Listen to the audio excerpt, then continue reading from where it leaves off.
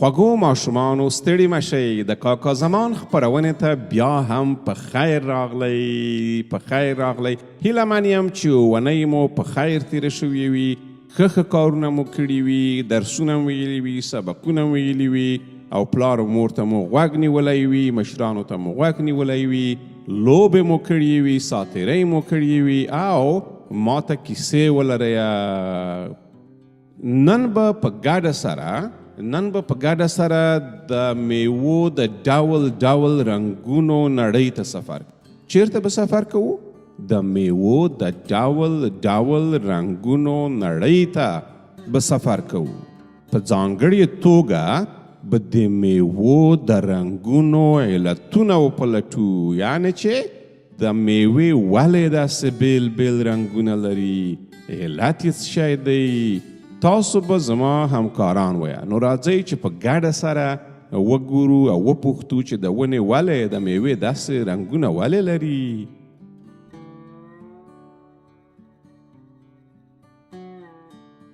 د میوو رنګونه آیا هیڅکله مو دا پوښتنه کړې ده چې میوې ولې داسې بیل رنګونه لري حتما مو کړې ده راځئ چې د میوو د رنګونو علتونه په ګډه سره وڅیړو سمه ده میوې د جلاجلا لکه سور ژیړ او شین رنګونو سره راځي له کومو رنګونو سره که مو ویلي وي چې د سور ژیړ او شین رنګونو سره راځي نو شاباش آفرین ډېر ښه پوهېدلی د میوو د ونو د پاڼیو شین رنګ چې د ساینس په ژبه کلوروفیل یادیږي له میوو سره مرسته کوي چې د لمر له رڼا او وړانګو څخه ډوډۍ ترلاسه کړي د ونو د پاڼیو شین رنګ لکه یو پوه پخلونکی یعنې آشپز داسې دی لکه آشپز داسې دی ځکه چې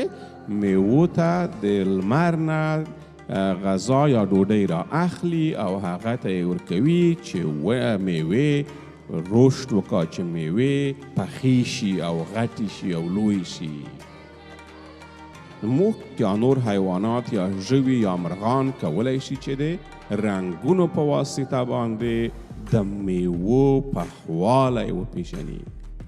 کله چې میوې رنګ بدلوي داسې ښکارېږي چې ته به وایې نوې جامې اغوندي دوی د خپلو رنګونو په ژبه موږ ته وایي هی خلکو راشئ زه تیاره یم چې اوس وخوړل شم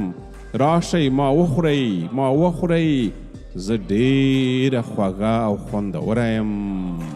نو په دې شکل باندې هرې میوې ته چې موږ وګورو د هغې رنګ موږ ته خوند راکوي د هغې معنا دغه ده چې موږ هغه واخلو او ویې خورو د میوو هر رنګ بیل ویټامینونه لري دغه ویټامینونه لکه هوښیار رنځپوهان یا ډاکټران داسې دي چې د روغتیا په برخه کې زموږ سره مرسته کوي یعنی موږ روغ ساتي موږ تکړه ساتي موږ ځواکمن ساتي نو موږ ته پکار ده چې پخې او رسېدلې میوې وخرپوو وچړپوو او په غاښونو یې وژویو تر څو روغ او ځواکمن شو د میوو خوړل ډېره زیاته ګټه لري کوښښ وکړئ چې همیشه میوې وخورئ آفرین ګلالیو میوې وخورئ مهورته مو غوږ ونیسئ چې هغه تاسو ته میوې درکوي تاسو یې وخورئ چې قوي شئ هډوکي مو قوي شي ویښتان مو سم شي سترګې مو ښه ځیر ولري او هر څه به مو سم وي ځواکمن او تکړه به وي خیر سمه ده د میوو د رنګونو بل علت دا دی چې دغه ډېر یو اساسي علت دی علت یې دغه دی چې حیوانات او مرغان او انسانان دوی وخوري او د دوی منده کې یا دانې یوسي په بل ځای کې وغورځوي چې د دوی نسل پاتې شي، نسل یې ډیر شي او دوی ژوندی پاتې شي. نو میوې هم لکه د انسانانو په شکل باندې غواړي چې ژوندی پاتې شي او غواړي چې رشد وکړي او غواړي چې نسل یې ډیر شي. نو د دې په خاطر باندې رنګونه بدلوي چې موږ او حیوانات او مرغان ځان ته ور وبولي چې موږ د دوی وخورو او منده کې یوسو په بل ځای کې وغورځوو تر څو دوی بیرته راشنی شي او نورې ونې لکه مڼې، زردالو، شفتالو دا شیان بیرته راشنه شي او نسل یې پاتې شي.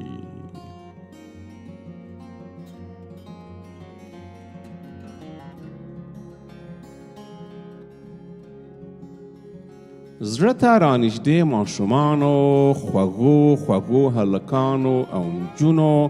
د میوو د رنګونو د نړۍ په هکله د کاکا زمان نننۍ خپرونه همدومره وه. په یاد ولرئ چې هر رنګ ځانګړی خاصیت او ارزښت لري. بل ځلې چې د ونو میوو ته وګورئ یا په ښار او بازار کې میوو ته وګورئ نو په علت باندې پوهیږئ چې رنګونه یې ولې داسې بیل او رنګ په رنګ دي. سمه ده؟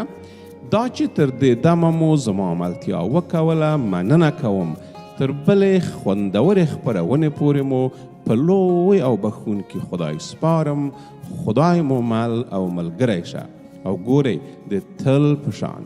مور پلار مشرانو ته استادانو ته غوږ نیسئ او د موټرانو سره ډیر خیال ساتئ، ډیر زیات خیال ساتئ چې خدای ناکرده خوږ نشئ، موټر مو ونه وهي. ښي خواته چپ خواته ګورئ چې موټر تیریږي، بیا وروسته د هغې نه تاسو تیریږئ. ښه، آفرین ګلالیو، خدای مو راته مل شه. په بله خپرونه کې به سره خبرې وکوو. الله په امان.